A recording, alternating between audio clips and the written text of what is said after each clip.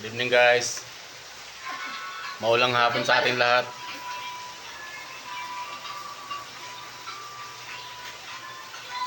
Ayan po yung aking mga mahal sa buhay. Hindi nakagala dahil nandito sa bahay ulan. Ayan o, binilan ako ng ayan,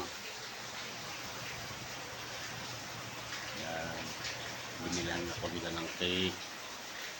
Kasi birthday ko raw. Birthday araw-araw naman birthday. Kape tayo? Kape na lang. Kape na lang tayo. Ayan yung cake nila. Binili. Ang ganda. Sarap. Sarap na cake. Ang problema mo.